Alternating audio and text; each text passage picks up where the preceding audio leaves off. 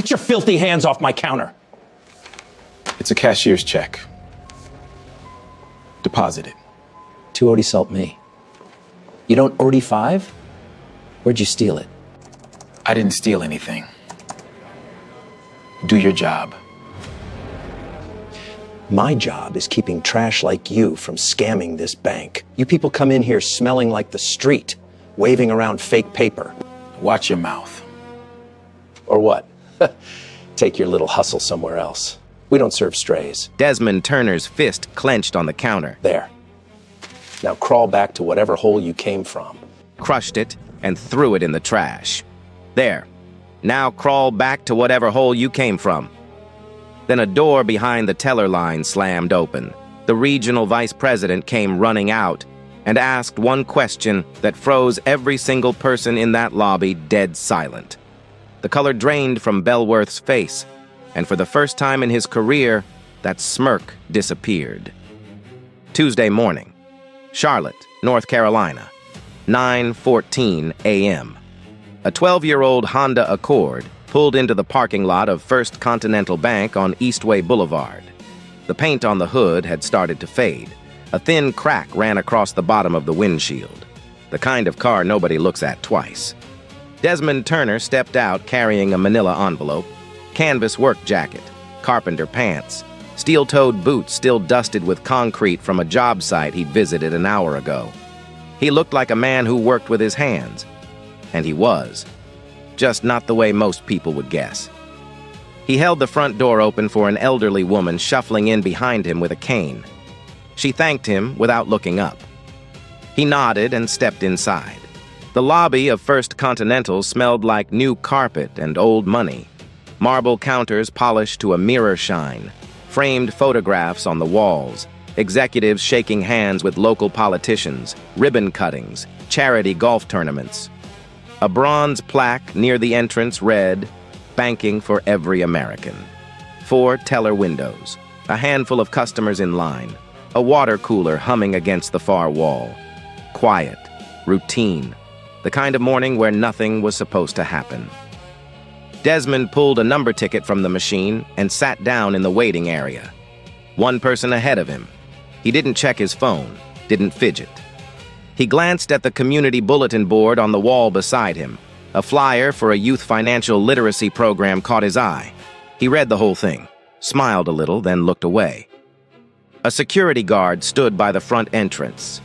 Young black man named Terrence, mid-20s, pressed uniform. He gave Desmond a small nod when their eyes met. The kind of silent acknowledgement that doesn't need words. 2 strangers who understood something without saying it. Desmond nodded back. Behind the glass wall of the corner office, Craig Bellworth adjusted his tie using the reflection on his computer monitor. Silver cufflinks, pressed white shirt, hair parted with surgical precision. Everything about him said, "I belong here." Everything about him was designed to say it. He watched a well-dressed white couple walk out of the loan officer's door. Big smiles, firm handshakes. Bellworth stood up, leaned out of his office, and waved. "Great seeing you, Phil. Tell Karen I said hello." First names, warm voice, the kind of man who made certain people feel welcome. Then his eyes drifted to the waiting area. He saw the work boots first, then the concrete dust on the jacket, then the skin. His gaze lingered for exactly 2 seconds. Then he looked away, the way you look away from something that doesn't concern you. Desmond's number was called. He walked to window 3. A young teller named Elaine Buckley greeted him. Late 20s, blonde hair pinned back, a smile that seemed genuine. "Good morning. How can I help you today?" "Morning. I'd like to deposit this." Desmond slid the cashier's check across the counter. $285,000. Drawn on a trust account. Clean. Verified. Routine, if you knew who he was. Elaine's fingers paused over the keyboard. Her eyes moved across the numbers once, twice. She didn't say anything, but her posture shifted, straighter, more careful. "May I see your ID, please?" Desmond handed over his driver's license. She typed, checked. Everything matched. The account was active. The issuing bank was legitimate. The check was clean. She was about to hit the confirmation key when a shadow appeared behind her. Craig Bellworth. He'd been watching from his office. The amount had flashed on Elaine's screen, and he'd seen it from 20 feet away. $285,000. From the man in the concrete boots. He tapped Elaine on the shoulder. "I'll take it from here." Elaine hesitated. She looked at Desmond, then back at Bellworth. Her mouth opened, just barely, then closed. She stepped aside without a word. Bellworth slid into the chair. He didn't greet Desmond, didn't introduce himself. He picked up the cashier's check and held it up to the fluorescent light overhead, turning it slowly, like a man inspecting a counterfeit bill at a street market. Desmond watched, hands flat on the counter, still, patient. His breathing didn't change. He'd been here before, not at this bank, not in this chair, but in this exact moment, where someone looked at his face and decided, before a single word was spoken, that he didn't belong. The difference was, this time, someone was watching from behind that frosted glass, and she already knew exactly who Desmond Turner was. Bellworth set the check down on the counter between them. He didn't slide it back, didn't process it, just left it sitting there, like evidence. "Where did you get this?" His voice was flat. Not a question. An accusation wearing a question's clothes. Desmond kept his hands on the counter. "It's a distribution from a trust account. The issuing bank is printed right there." "I can read." Bellworth didn't look at the check. He looked at Desmond. "I'm asking how a check like this ends up in your hands." The word "your" sat in the air like smoke. Heavy, specific. Every person within 15 feet heard it. Desmond reached into his jacket pocket and pulled out a business card, set it on the counter next to the check. "Turner Capital Group, I'm the principal. The trust account is one of our holding vehicles. Call the number on the card if you need verification." Bellworth glanced at the business card for half a second. Then he pushed it aside with one finger, like brushing away a crumb. He never picked it up, never read it. "I'm going to need a second form of identification. You already have my driver's license. I need more." "More than a government-issued ID and a verified cashier's check?" Bellworth leaned back in the chair, folded his arms. "I need a utility bill with your current address, a bank statement from the last 30 days, and a letter from the trust administrator confirming the distribution." Desmond's eyes narrowed. Not in anger, in recognition.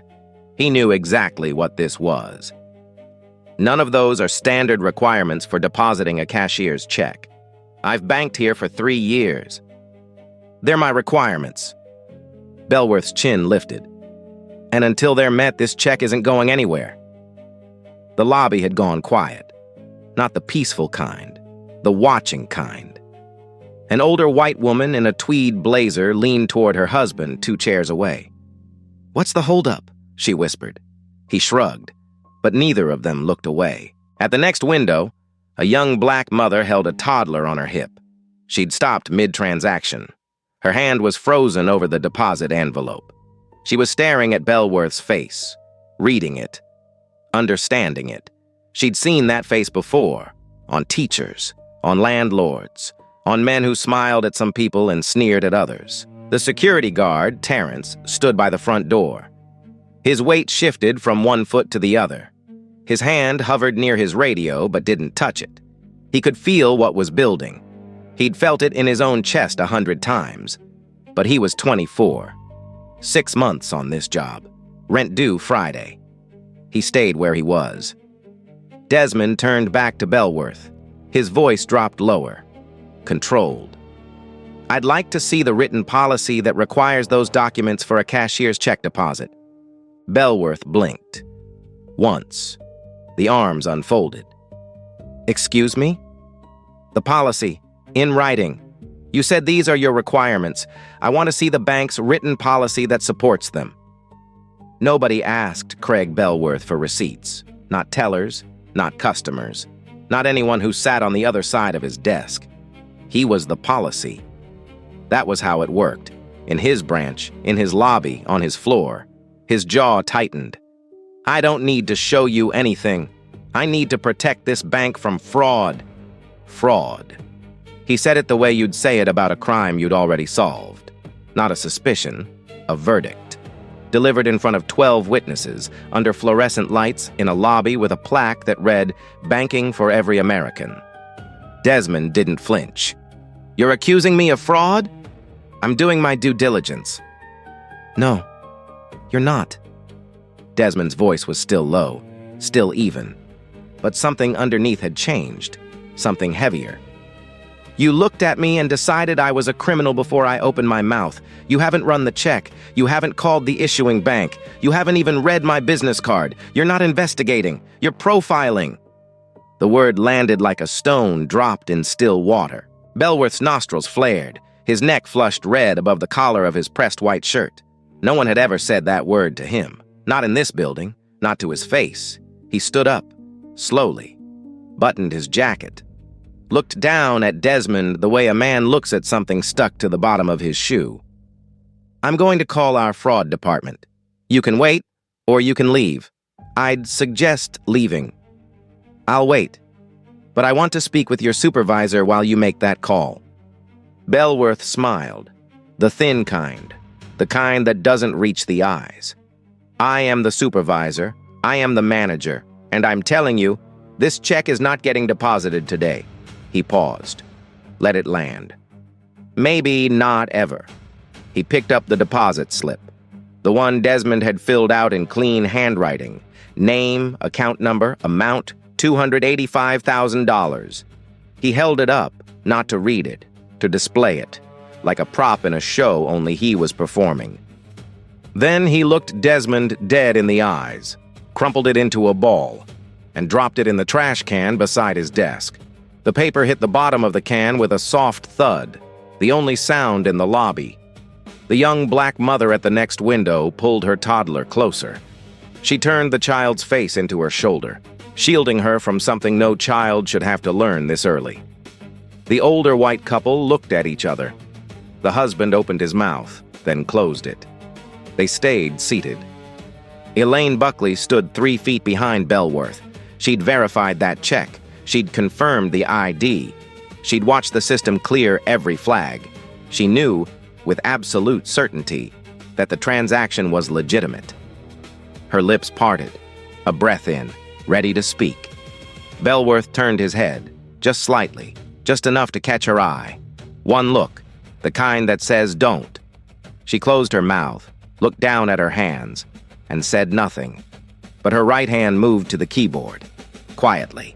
She opened the transaction log, hit print, and slid the page into the second drawer of her station without a sound. Desmond stood at the counter, still, unmoved. His hands hadn't left the marble surface. His voice hadn't cracked. His eyes hadn't dropped. He reached into his pocket and pulled out his phone. Not to call anyone, not to record. He opened the Notes app and typed 4 words. Then he put the phone back. "I'd like your full name and employee ID number, please." Bellworth's eyebrows rose. He let out a short breath, almost a laugh. "For what? Your lawyer?" He said lawyer the way you'd say fairy tale, like the very idea was entertainment. "Yes," Desmond said, "exactly for that." The laugh stopped. The smirk stayed, but the eyes behind it shifted. Something moved behind them. Not fear, not yet, but the first cousin of it. The flicker you see in a man's face when he realizes the ground beneath him might not be as solid as he thought. Behind the frosted glass partition at the back of the lobby, Sandra Whitmore stood perfectly still. She'd been in the branch since 8 a.m., a routine compliance audit, reviewing files, checking protocols, the kind of quiet, invisible work that keeps banks running. She'd heard the raised voice 5 minutes ago. Then the word fraud. Then silence. The wrong kind of silence. The kind that meant everyone in the room was watching something ugly happen and nobody was stopping it. She picked up her tablet, opened the client database, typed one name, Turner. The screen loaded, and Sandra Whitmore's face went white. Total deposits held across First Continental, $440 million. Largest private depositor in the Southeast Division. Client since 2019. Annual trust distributions, routine. Risk rating, 0. She looked up from the tablet. Through the frosted glass, she could see Bellworth standing over the counter. Arms crossed, chin high. That posture she'd seen 1,000 times from men who confused authority with power. She put the tablet down, pushed her chair back, and started walking toward the door. Bellworth didn't call the fraud department. He picked up the desk phone, dialed the police non-emergency line, and turned his back to Desmond, like he'd already stopped existing. Yes, this is Craig Bellworth, branch manager at First Continental on Eastway. I have a gentleman here attempting to deposit a potentially fraudulent instrument. He's becoming increasingly agitated, and I'm concerned for the safety of my staff. Desmond hadn't raised his voice once, hadn't moved from the counter, hadn't so much as shifted his weight. But in Bellworth's version of the story, the one he was building in real time, word by careful word, Desmond was already the threat. Bellworth hung up, turned to Terrence at the front door and pointed at Desmond. "Keep an eye on him. Don't let him leave until the officers arrive." Terrence walked over, slow steps, heavy steps. He positioned himself 2 feet from Desmond, not confrontationally, not aggressively, just there, present. A uniform doing what a uniform was told. He kept his eyes forward, but his voice was barely above a whisper. "Sir, I'm sorry, I have to stand here." Desmond didn't look at him. "I know, it's not your fault." Terrence swallowed hard. His hand hung at his side. He could feel the eyes of the lobby on both of them. 2 black men, one in a security uniform and one in a work jacket, standing next to each other like suspects in a lineup. In a bank they both had every right to be in. The older white couple near the water cooler stood up. The husband buttoned his coat, muttered something to his wife, something about always something at this location, and they walked out. They didn't look at Desmond, didn't look at Bellworth, just left, like the whole thing was an inconvenience to their morning. But not everyone left. A younger white man, late 20s, business casual, laptop bag over one shoulder, stayed in his seat near the window. He shifted his phone from his pocket to his lap, screen facing the counter. The red recording light blinked once, then stayed on. He didn't look up, didn't draw attention, just sat there, watching, capturing. The young black mother at the next window turned to Elaine's colleague at the adjacent station. Her toddler was gripping her collar with both hands. "Excuse me. I just watched your manager throw that man's paperwork in the trash and call the police on him. Is anyone going to do anything?" The teller, a woman in her 40s with reading glasses on a chain, looked at the mother, then looked at Bellworth's office, then looked back down at her keyboard. "Ma'am, I'm sure the manager is following protocol." "Protocol?" The mother's voice cracked, not with anger, with something worse. Recognition. "What protocol says you throw a man's money in the garbage?" No answer. The teller's fingers kept typing, but they weren't typing anything, just moving, filling the silence with the sound of productivity. Bellworth came around the counter. This was new. Managers stayed behind the glass, behind the desk, behind the line that separated us from them. But Craig Bellworth stepped over that line, physically, and walked into the lobby. He stood over Desmond. Close. Too close. The kind of distance that forces a man to either step back or stand his ground. Desmond stood his ground. "Sir." Bellworth's voice was louder now, performative, for the lobby. For the cameras he'd forgotten were there. "I'm going to need you to step away from the counter and wait outside until the officers arrive. I'm a customer of this bank. I have an account here. I have a right to be here. Not if I determine you're a security risk." Bellworth straightened, drew himself taller. "And right now, that's exactly what I'm determining." "Based on what?" "My check cleared your system. My ID matches. Your teller verified it." Bellworth's eyes flicked to Elaine. A warning shot. "Don't confirm that." Then back to Desmond. "Based on my professional judgment." Professional judgment, the two cleanest words for the dirtiest thing. He reached for Desmond's arm, not gently, not like a guide, like a man grabbing something he intended to move.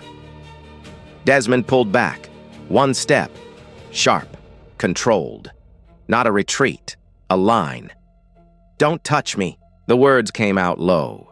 Steady, but underneath them was something that made Bellworth's hand freeze in the air. Not fear.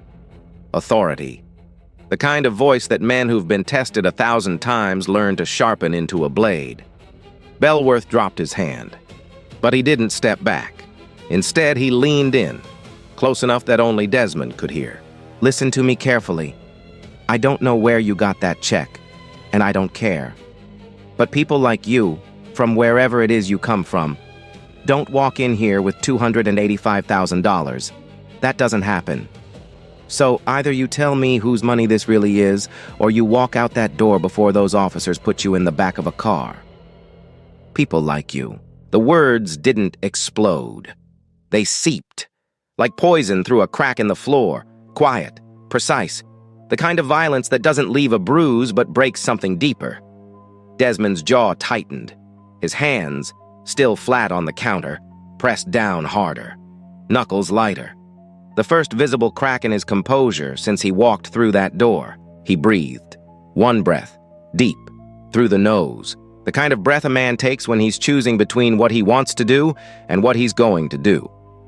"I'll wait for the police, and I'd like them to hear exactly what you just said to me." Bellworth pulled back. The smirk returned, but it was thinner now, tighter. The kind of smile a man wears when he's no longer sure he's winning but can't afford to show it. 3 feet behind the counter, Elaine Buckley sat at her station with her hands in her lap. She'd verified that check. She'd seen the system clear it. She knew the ID matched. She knew the account was active. She knew, with absolute documentable certainty, that Craig Bellworth had just refused a legitimate transaction, publicly humiliated a customer, called the police on an innocent man, and whispered something in his ear that she couldn't hear but could read on Desmond's face. She knew all of it, and she hadn't said a word. Her eyes stung, not from tears, from the heat of her own silence pressing against the inside of her chest. She thought about her mother, about the time her mother told her, "If you watch something wrong happen and say nothing, you didn't watch it. You helped it." She opened her drawer. The transaction log she'd printed earlier was still there. She picked it up, folded it once, slid it into her bag under the counter. Then she sat up straight and waited for what came next. Blue and red lights flashed through the front window, 2 patrol cars. The glass doors opened and 2 officers walked in. One tall, one stocky, both in full uniform, radios crackling on their shoulders. The lobby air changed, thicker, heavier, the sound of boots on marble. Bellworth moved fast.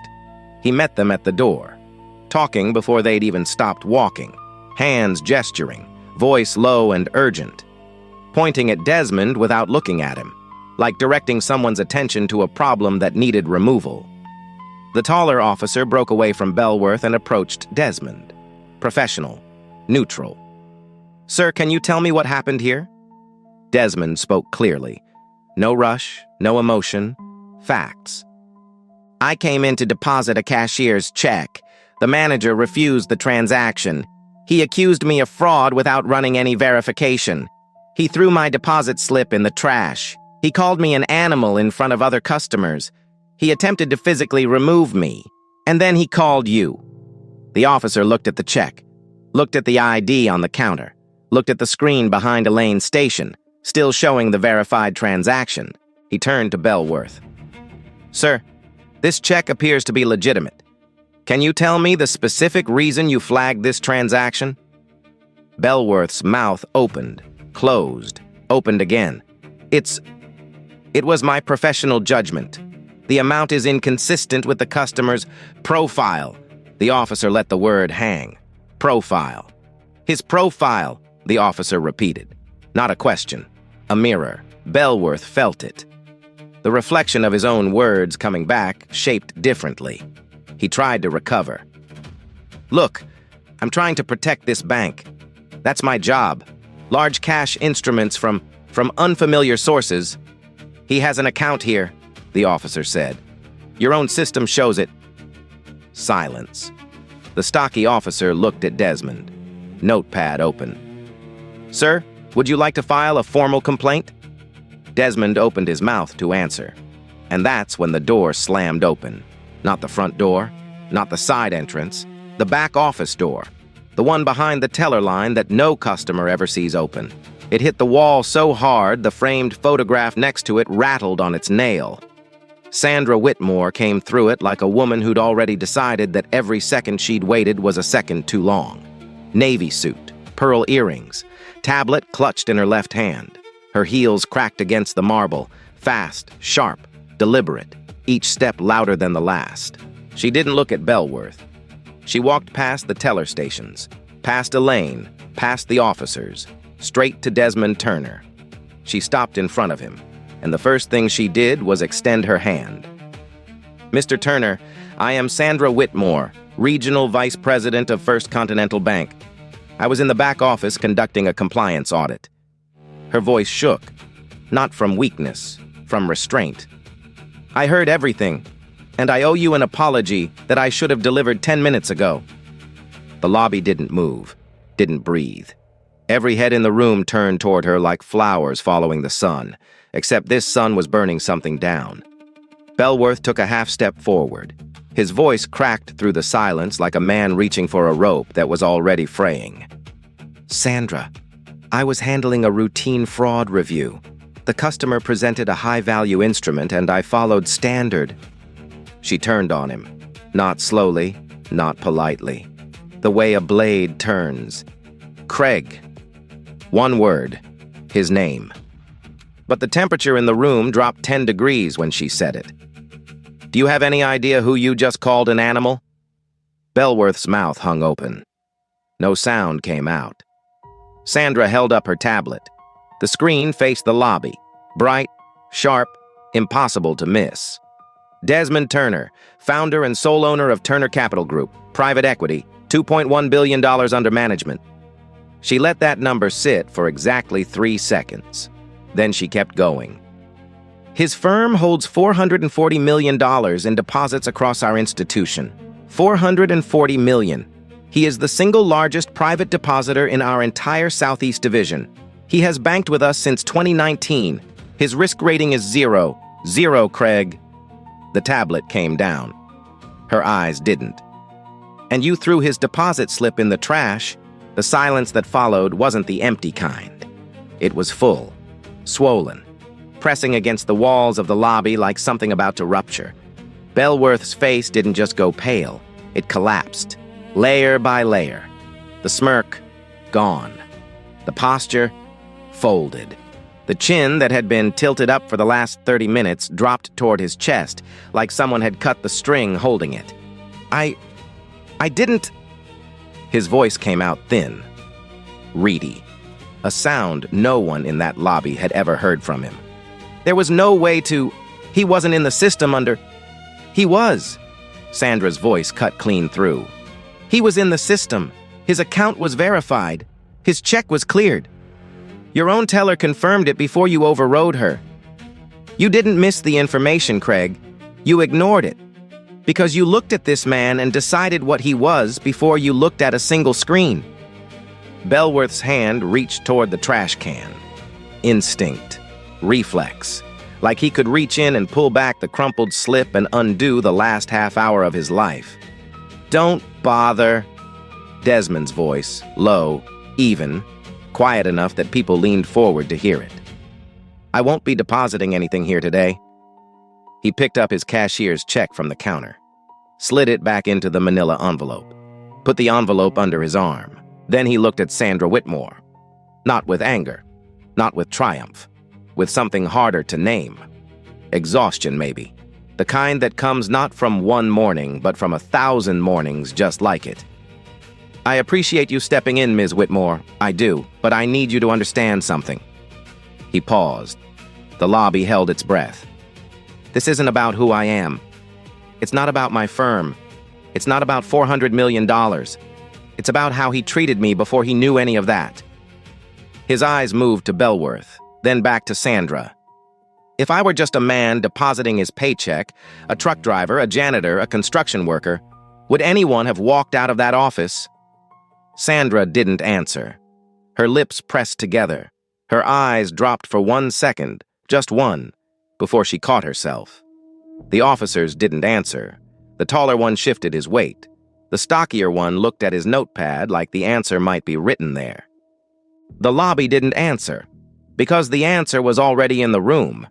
It had been there the whole time, sitting in the silence of every person who watched and said nothing. Desmond nodded, slowly, like a man confirming something he'd already known. That's what I thought. Belworth moved first, not toward the door, toward Desmond. His hands were shaking, fingers trembling at his sides like a man watching his house burn and reaching for a garden hose. Mr. Turner, Desmond, I made a terrible mistake. A terrible, terrible mistake. Please, let me process that deposit right now. Personally, I'll waive every fee on your account. No. One word. Final. The kind of no that doesn't come with a second chance. Belworth kept talking. Faster now. The words tumbling out wet and loose like a man trying to bail water from a sinking boat with his bare hands. I didn't know. If I had known who you were, I never would have. That's the problem. Desmond's voice didn't rise. It didn't need to. You just said it yourself. If you had known who I was, that's exactly the problem, Mr. Belworth. Belworth's mouth opened. Nothing came out. He stood there, arms half raised, palms up, frozen in the posture of a man begging for something that had already left the room. Sandra Whitmore stepped between them, phone in one hand, badge lanyard in the other. She'd been on the phone with corporate for 90 seconds. That was all it took. Craig. Her voice was quiet now, controlled. The kind of quiet that's worse than shouting. You are suspended from this branch effective immediately, pending a full internal investigation into your conduct this morning and your handling of customer transactions over the past 24 months. The number, 24 months, hit different. This wasn't about today. Today was the match. They were looking for everything it had already burned. Please hand over your badge and your office keys. Belworth's hand went to his lanyard. His fingers fumbled with the clasp. 3 tries. 4. His hands wouldn't stop shaking. Sandra, please. His voice cracked on the second word. 15 years. I've been with this bank for 15 years. This has never, 15 years. Sandra repeated it back, flat. And in 15 minutes, you destroyed what took us 3 years to build with Mr. Turner's firm. The badge came off. The keys came out of his pocket. He set them on the counter, the same counter where he'd crumpled Desmond's deposit slip 20 minutes earlier. The same marble surface he'd leaned over with his chin up and his chest out and his voice full of all the authority he thought he had. Now he stood on the wrong side of it. The 2 police officers, the same officers Belworth had called to remove Desmond, stepped forward. The taller one gestured toward the door. Sir, we'll escort you to your vehicle. Belworth looked at them. The realization landed slowly, the way a crack spreads through glass. These men were here because he'd called them. He'd dialed the number. He'd asked them to come. And now they were walking him out. He didn't resist, didn't argue. He walked between them with his head down and his hands in his pockets. The glass doors opened. The morning sun hit his face. He squinted, like a man stepping out of a dark room into light he wasn't ready for. The doors closed behind him. The lobby exhaled. The young man in business casual stood up from his seat by the window. He slid his phone into his pocket and walked over to Desmond. His voice was steady, but his eyes were bright. The way people look when they've just witnessed something they know matters. Sir, I recorded everything, from the moment he picked up your check. If you need it, for anything, I'll send it to you right now. Desmond looked at him. A beat, then a nod. Thank you. The young black mother was next. She hadn't left her spot at the next window. Her toddler was asleep on her shoulder now, the way children sleep through storms they'll learn about later. She walked up to Desmond. Her eyes were red, not from crying, from holding it in. "Thank you for not leaving." Her voice broke on the last word. "Thank you for standing there." Desmond put his hand on her shoulder, brief, gentle. "You stood there too." Then Elaine. She came out from behind the counter, something she'd never done during working hours. She stood in front of Desmond with her hands clasped in front of her, the posture of a woman carrying something she needed to put down. "Mr. Turner, I verified your check. I knew it was legitimate the moment I ran it. I should have said something when he took over. I should have spoken up. I didn't." She paused. Her voice thinned. "I'm sorry."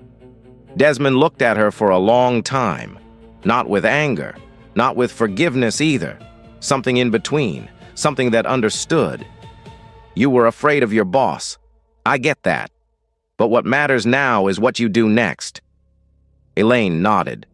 Her hand moved to the bag under her counter, the one with the printed transaction log folded inside. She'd already decided what she was doing next. Desmond put the manila envelope under his arm, straightened his work jacket, walked toward the door. Terrence was already there, holding it open. His eyes were wet, but his posture was straight. "I'm sorry, sir." Desmond stopped, looked at him, really looked at him, the way an older man looks at a younger one when he sees something worth saying. "You don't owe me an apology, young man, but this bank owes everyone in this room one." He walked out, across the parking lot, past the patrol cars, past the spot where Bellworth was sitting in his BMW with both hands on the steering wheel, staring at nothing. Desmond got into his 12-year-old Honda Accord, put the key in the ignition, sat there for a moment, just one moment. Then he pulled out of the lot and turned left on Eastway Boulevard. Quiet, unhurried, the same way he'd come in. The video hit the internet at 6:47 p.m. that same Tuesday. Joel Anderson, 28, marketing analyst, had never posted anything political in his life, uploaded 7 minutes of unedited footage with one line. "This happened today. First Continental Bank, Charlotte. Watch the whole thing." By Thursday, 4.2 million people had watched Craig Bellworth crumple a black man's deposit slip and throw it in the trash. But the clip that went most viral wasn't the trash can. It was the audio. Joel's phone had picked up Bellworth's whisper, the one meant only for Desmond. "People like you don't walk in here with $285,000. 7 seconds. Played on every network, quoted in every headline, printed on protest signs outside the Eastway branch by Friday. Hashtag Justice for Desmond trended nationally within 36 hours. First Continental released a corporate statement. Nobody believed it. The comments were brutal. Thousands of people sharing their own Bellworths, their own crumpled deposit slips. The internal investigation was supposed to take 3 weeks. It took 4 days. 14 transactions. That's what they found. 14 minority customers flagged for enhanced fraud review over 24 months. Everyone initiated by Bellworth personally. Everyone overriding a teller's verification. Every customer had a clean account, verified identity, and legitimate instrument. 14 flags. 0 confirmed fraud. During the same period, Bellworth fast-tracked 31 deposits and loan applications from white clients, some with weaker profiles, incomplete documentation, one with a credit score 90 points below threshold. All approved. Same day. First name greetings. Elaine Buckley gave the first formal statement. She handed over the transaction log, described the override, the look, the whisper she couldn't hear but could read on Desmond's face. Then she said something that stopped the investigator cold. This wasn't the first time.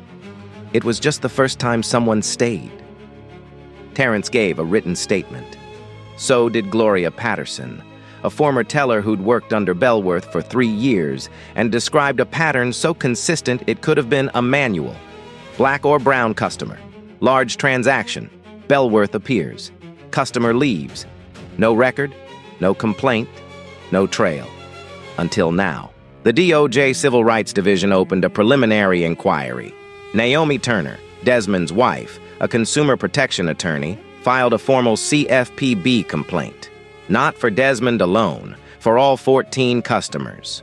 The CFPB accepted within 72 hours. Then came the part that didn't make the news. Tuesday evening, the same day it happened, Desmond called his portfolio manager and gave one instruction. Move everything. $440 million. Every account, every holding. Out. No press conference, no speech. Just a wire transfer and a signature. The withdrawal hit First Continental's Southeast Division like an earthquake.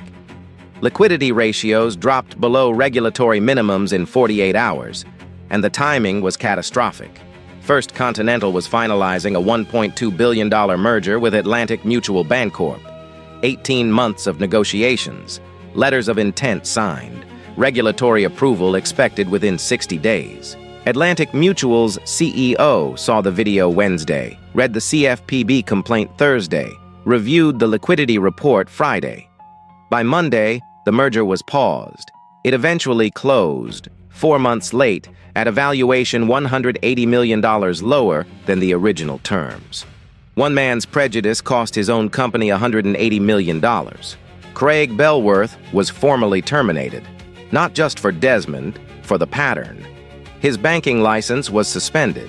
He was named personally in the CFPB complaint.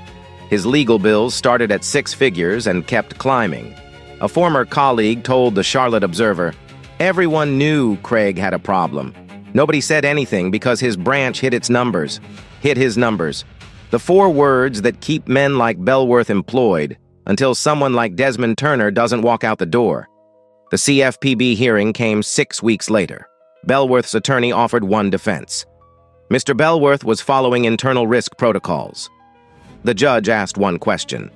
Produce the written protocol. Silence. There wasn't one. Bellworth's protocol lived in his eyes, in the 2-second scan from boots to jacket to skin. Ruling. First Continental fined $3.8 million. Mandatory nationwide anti-discrimination training. Independent compliance monitoring for 36 months. Craig Bellworth personally barred from the banking industry for 5 years. Bellworth wasn't in the courtroom for the ruling, neither was Desmond. He was at a community center in Charlotte's West End, standing in front of 32 kids. The Youth Financial Literacy Program, the same one from the flyer on the bank's bulletin board. The one he'd smiled at the morning everything happened. He'd been funding it for 4 years. Nobody at that bank ever knew. He told those kids one thing, not about money, not about credit scores. Every door that closes on you is a door you can build yourself, but you shouldn't have to. 18 months later. Desmond Turner moved every dollar of Turner Capital Group's deposits to Heritage First, a black-owned bank in Charlotte with 2 branches and a staff of 31. Within 6 months, Heritage First expanded its small business lending program by 60%. They opened a 3rd branch on the west side. They hired 12 new employees. 4 of them were kids from the financial literacy program. Elaine Buckley quit First Continental 3 weeks after the hearing. She didn't go to a bigger bank. She didn't chase a title. She walked into Heritage First with a printed resume and a transaction log that had already changed the course of a federal investigation. She's their community outreach manager now.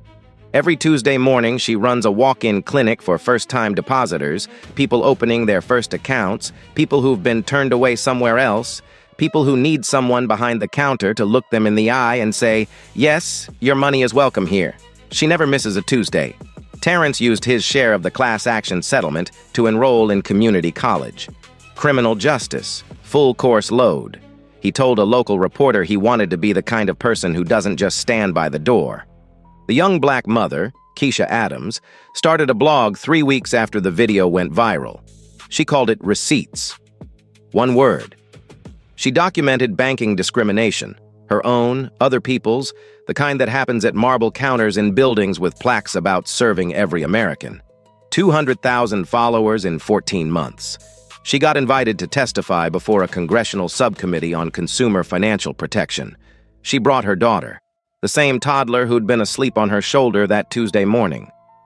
The girl was 3 now. She sat in her mother's lap through the whole hearing and didn't make a sound. Joel Anderson, the man who recorded the video, went back to his marketing job. He never posted another video. He didn't need to. When people asked him about it, he said one thing: "I just didn't look away." First Continental implemented new anti-discrimination protocols, mystery shopper audits, mandatory bias training, a hotline for customers to report differential treatment. The merger with Atlantic Mutual eventually closed at the reduced valuation, $180 million less. The board replaced 2 regional executives. Gerald Ashford kept his job but lost his bonus. The Charlotte Observer ran a profile on him with a headline that aged like milk: "A CEO's promise to do better." The CFPB used the case as precedent in 3 subsequent banking discrimination investigations. Bellworth's name appeared in the footnotes of federal filings for years. Not as a person, as a pattern. Craig Bellworth's LinkedIn still says banking professional. His last post was 11 months ago, a shared article about leadership in financial services. No comments, no reactions, no connections added since. He applied to 4 banks after his 5-year ban was announced. All 4 declined before the interview stage. A recruiter told him off the record that his name was unsearchable, meaning every Google result led back to the same 7-minute video. He was last seen working at a car dealership in Gastonia, finance department. He processes loan applications. He doesn't make the decisions anymore. And Desmond Turner? Tuesday morning, 9:14 a.m.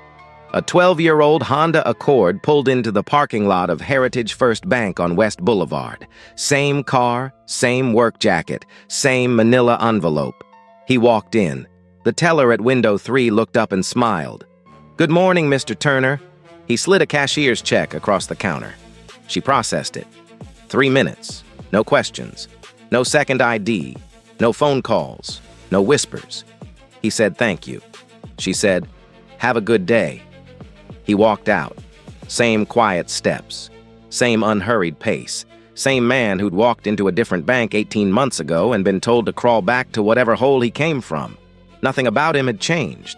Everything around him had. On the wall of his office, between a framed photo of himself at 22 holding his first lease and a picture of Naomi and the kids at the beach, there's a small frame.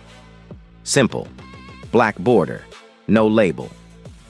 Inside it, smoothed flat and mounted on white cardstock, is a crumpled deposit slip. Name, account number, $285,000. The creases are still visible, deep lines pressed into the paper by a man's fist. He kept it. Not as a trophy, not as a grudge, as a receipt. So let me ask you something. Have you ever been in that lobby? Not Desmond's lobby, your own. A store, a restaurant, an office, a place where someone was being treated like they didn't belong. Did you stay? Did you speak? Or did you walk out like that couple by the water cooler? Tell me in the comments. I want to hear your story. And if this one stayed with you, share it with someone who needs to hear it. Like, subscribe. I'll see you in the next one.